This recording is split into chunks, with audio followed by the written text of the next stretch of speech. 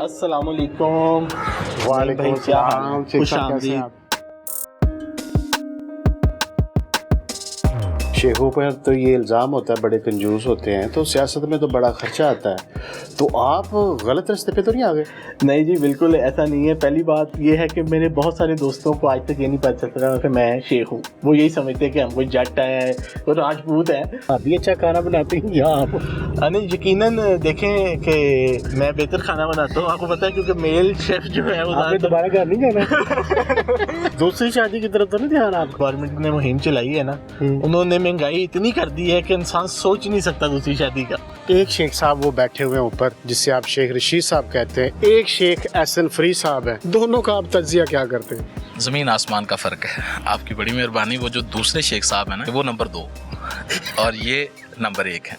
नई बात डिजिटल की वीडियोस देखने के लिए हमारा चैनल सब्सक्राइब करें और बेल आइकन पर क्लिक करना मत भूलिएगा।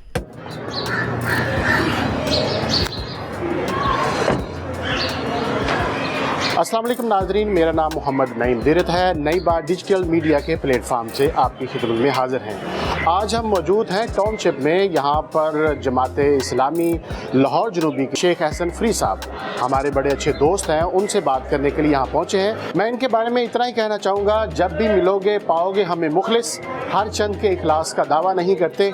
आइए इनसे बात करते हैं और उनसे जानते हैं ये जो पहली जो जिम्मेदारी मिली है इनको कैसा लग रहा है।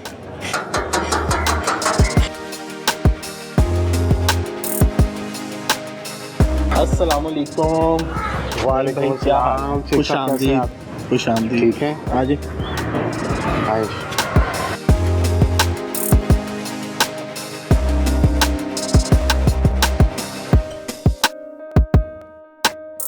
अस्सलाम वालेकुम सर। वालेकुम अस्सलाम। शेख एहसन भाई, आप को ये नई जो जिम्मेदारी मिली है, आप तो बड़े आज़ाद ख्याल थे और बड़े इंजॉयमेंट माहौल में पले बड़े हैं और इस तरह की दोस्तों के साथ गुफ्तगू करनी, तो लेकिन आप ये नई जिम्मेदारी लेके ये ज़्यादा हेडेक नहीं हो जाएगा? मैं अपने रब का इंतहाई शुक्रगुजार हूँ कि मेरे रब ने मुझे इस जिम्मेदारी से नवाजा है और मैं चाहता हूँ कि अल्लाह ताला मुझे इस पर इस्तिकामत दिए रखे। बहुत सारी दीगर जमातें हैं सियासी और वैसे भी बरसर इक़्तिदार की जमातें, ये तो जमात उस अंदाज में, इसके अंदर तो जमहूरियत है लेकिन उस अंदाज में ये हुकूमत में नहीं आ पाती, तो आपने इसी का इंतखाब क्यों किया? उसकी वजह यह है कि तमाम तर आप दूसरी जमातें देखें तो वहाँ पर एक बहुत बड़ा कंपटीशन है। लोग करोड़ों अरबों रुपए लगा के इक़्तिदार में आते हैं जब, और ये बड़ी नेचुरल सी बात है कि जब आप किसी चीज़ पे इन्वेस्ट करके इक़्तिदार में आते हैं ना, तो सबसे पहले आके आप उसे रिकवर करते हैं अपनी कैपिटल को। और जमात इस्लामी पाकिस्तान की ये खूबसूरती है कि यहाँ पर लोग इस तरह से कोई इन्वेस्टमेंट करके नहीं आते, ठीक है, इतनी बड़ी पब्लिसिटी स्टंट्स नहीं करते, बल्कि एक रूटीन के मुताबिक एक रस्मी तौर पे आगाही मुहिम ज़रूर चलाते हैं। और यकीन माने कि जितने भी इनके लोग ज़िम्मेदारान हमारे हैं, उन्होंने इक़्तिदार में आने के बाद उनके एहसास कम ही हुए हैं, ज़्यादा नहीं हुए। और जब आप शुरू से ही न्यूट्रल होके आ रहे होते हैं और ख़िदमत का जज्बा लेके आ रहे हैं, ना कि बिज़नेस का, तो ये एक बहुत ही बड़ी ब्लेसिंग है। और पाकिस्तान में हमारे बहुत मसला है कि लोग जब इक़्तिदार में आ जाते हैं तो हल्के में भी नहीं आते। और आप जमात इस्लामी का कोई भी ज़िम्मेदार उठा के देख लें कि आप बआसानी से जाकर मिल सकते हैं। शेखों पर तो ये इल्ज़ाम होता है बड़े कंजूस होते हैं, तो सियासत में तो बड़ा खर्चा आता है, तो आप गलत रास्ते पे तो नहीं आ गए? नहीं जी, बिल्कुल ऐसा नहीं है। पहली बात ये है कि मेरे बहुत सारे दोस्तों को आज तक ये नहीं पता चलता कि मैं शेख हूँ। वो यही समझते हैं कि हम कोई जट है, वो राजपूत है। तो जो मेरा अपना ज़ाती लाइफस्टाइल है वो तो बिल्कुल शेखों जैसा नहीं है। तो और शेख जो है ना, ये किसी कास्ट का नहीं, ये एक कैफियत का नाम है, ये किसी पे भी तारी हो सकती है। इसके लिए किसी ज़ात में आपका फॉल करना ज़रूरी नहीं है। आप ये कह सकते हैं ये शेख या शेख? जी शेख, ये शेख की कैटेगरी में आप बिल्कुल। कहा जाता है कि शेखों की नानी एक होती है, और शेख रशीद से आपकी कोई रिश्तेदारी है या शेख एहसन और शेख रशीद में कोई फ़र्क है? सर बिल्कुल हमारी किसी कोई रिश्तेदारी तो नहीं है, लेकिन जिसे कह लें पंजाबी में कि लड़ तो एक ही है। और एक बहुत बड़ा फ़र्क ये है कि मैंने 25 साल की उम्र में शादी कर ली थी पहली अपनी, तो ये बहुत बड़ा एक फ़र्क है। यानी आप ये कहना चाह रहे हैं कि शेर सी साहब शादी कर लें? ये कहना चाह रहे हैं? ठीक है, अच्छा, ये तो बातें अब होती रहेंगी, कुछ खिलाएं पिलाएंगे? जी, अभी सदर साहब भी तशरीफ़ ला चुके हैं, मैं उनको ले आऊँ और फिर हम नाश्ते की टेबल पे गुफ्तगू करते हैं।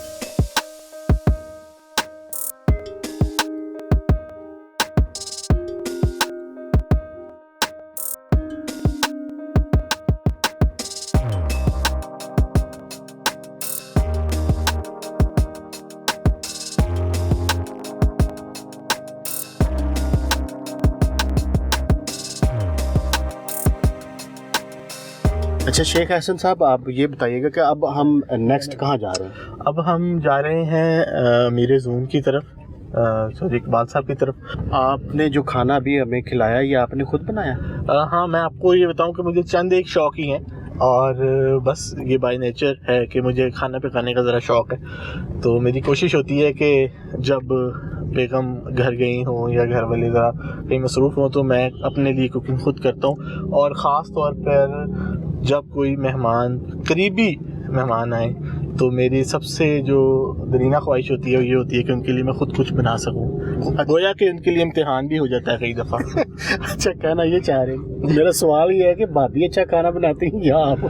نہیں، یقیناً دیکھیں کہ میں بہتر کھانا بناتا ہوں، آپ کو پتہ ہے، کیونکہ میل شیف جو ہے وہ آپ نے دوبارہ گھر نہیں جانا؟ نہیں جی، یہ بالکل ایک فن و مزاح تھا. یقیناً وہ بڑے پیار سے اور بڑی ان کے گھر کی جو خواتین ہوتی ہیں ان کے کھانے میں جو خلوص محبت جو شامل ہو جاتی ہے نا، وہ تو اب ہم شامل نہیں کر سکتے. اچھا فیملی کو کتنا ٹائم ملتا ہے؟ روٹین کیا؟ سارا دن کی روٹین بڑی ہیکٹک سی ہے، اور بس بچوں کے لیے کم ٹائم نکلتا ہے، اس کا مجھے ادراک بھی ہے. کوشش کرتا ہوں کہ ویکینڈ پہ یا چھٹی والے دن سارا دن بیٹی اور بیگم کے ساتھ. ابھی بیٹی جب آپ آ رہے تھے بیٹی رو رہی تھی؟ بس وہ یہی رو رہی تھی کہ مجھے ساتھ لے کے موو کریں. تو اب ہر جگہ میں اس کو ساتھ لے کے جا نہیں پاتا، موسم بھی سرد ہے. تو البتہ یہ ہے کہ جب بھی میں رات کو گھر پہنچتا ہوں، دیر سے آؤں سویر سے آؤں، تو کچھ وقت بیٹی کے ساتھ ضرور گزارتا ہوں. کہا جاتا ہے کہ لائف پارٹنر اچھا مل جائے تو زندگی جنت بن جاتی ہے. بے شک ایسا ہی ہے، اور جیسے کہ ہر چیز سکے کے دو پہلو ہوتے ہیں نا، تو اس کا دوسرا رخ بھی ہو سکتا ہے. لیکن الحمدللہ کہ ہمارا جو رخ ہے وہ بڑا پازیٹیو ہے اور ہم بڑے خوش ہیں. جزاک اللہ. کیا مطلب ہے اس کا؟ دوسری شادی کی طرف تو نہیں دھیان آپ کا؟ نہیں جی، دیکھیں یہ تو میں آپ کو سچ بتاؤں نا، اصل میں جو گورنمنٹ نے مہم چلائی ہے نا، انہوں نے مہنگائی اتنی کر دی ہے کہ انسان سوچ نہیں سکتا دوسری شادی کا. اچھا، تو ایک گھر آج کل کے اخراجات مینیج ہو جائیں تو یہ بہت بڑی بات ہوتی ہے. ویسے میں آپ کو سجیسٹ کروں گا، آگے آپ کا ڈیسیجن ہے کہ شادی ایک ہی اچھی ہے. تو میں تو آتا ہوں کھانا کھاتا ہوں بھابھی کے ہاتھ کا ماشاءاللہ، تو میں تو یہ نہیں کر سکتا کہ میرا راستہ ہی بند ہو جائے. بالکل ایسے ہی ہے. تو کیا کہہ رہے ہیں، چپ کر گئے آپ؟ نہیں، چپ میں اس لیے کر گیا ہوں کہ میں نے بھی گھر واپس جانا ہے، اور شام کا مجھے یہ نا تھوڑی سی ٹینشن ہو گئی ہے اس بات سے. صحیح ہے.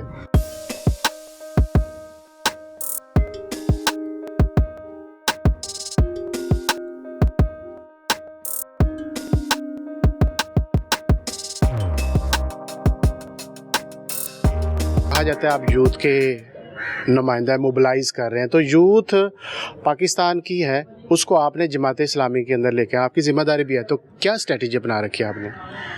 بسم اللہ الرحمن الرحیم. پاکستان اس لحاظ سے تو بہت خوش نصیب ہے کہ یہاں 60% اس کی یوتھ ہے، لیکن بدقسمتی ہے کہ اس کو اگنور کر دیا گیا ہے. ہمارے پاس اتنی بڑی نعمت تھی جسے ہم گوا رہے ہیں. تو جماعت اسلامی نے اس کے بارے میں جو ہے یوتھ کا پلیٹ فارم دیا جی، جس میں ہم ان کو مثبت سرگرمیاں دیتے ہیں. الحمدللہ اس کے بڑے اچھے نتائج آ رہے ہیں، اور ان کو ہم نے ہر NC میں ووٹر لسٹ کی بنیاد پہ ہم نے انہیں ایک ایک نمائندہ بنا دیا ہے. انہیں کہا کہ انہوں نے اپنی ایک 11 بنائی ہوئی ہے، جن میں ہم ان کے میچز کرواتے ہیں، ان کے مقابلے کرواتے ہیں، ان میں ایک اچھی سوچ پیدا کرنے کے لیے ان کے لیے ہم مختلف پروگرامز ارینج کر رہے ہیں. اس وقت آپ کے پاس ہوتا کیا؟ PP 167 جو اس کا میں امیر ہوں جی. صحیح ہے. اور یوتھ کے بھی میں اس وقت کتنے یوتھ ممبران جو ہیں وہ آپ کے ساتھ اٹیچ ہیں؟ ہماری 18 NCs ہیں جی. ہر NCs میں ایک ان کا صدر ہے، اور اس کے ساتھ 11 پلیئر ان کے آگے ساتھی ہیں. تو اس سے ایک بڑی یوتھ کی ہمارے پاس ایک کھیپ موجود ہے. جی ہاں، اگر ہمارے جو مہمان ہیں ان کا نام ہے راؤ محمد محفوظ آسی صاحب، جو نائب امیر جماعت اسلامی زون 167 ٹاؤن شپ کے ہیں. سر یہ بتائیے گا کہ کہا جاتا ہے کہ آپ جتنے بھی جو ٹکٹ ہولڈر ہیں ان کو آپ ڈیل کر رہے ہیں، تو آپ نے کیا میرٹ سسٹم بنا رکھا ہے اپنے ٹکٹ ہولڈر کے لیے؟ سفارش بھی چل جائے گی ٹکٹوں کے معاملے میں؟ سفارش نہیں، میرٹ ہی ہوگا. میرٹ یہ ہوگا کہ ایک تو یہ کہ اس کی سرگرمیاں کیسی ہیں، علاقے میں اس کی پہچان ہے، लोगों के दुख दर्द में शामिल होता है, लोगों के मसाइल हल करने में दिलचस्पी लेता है।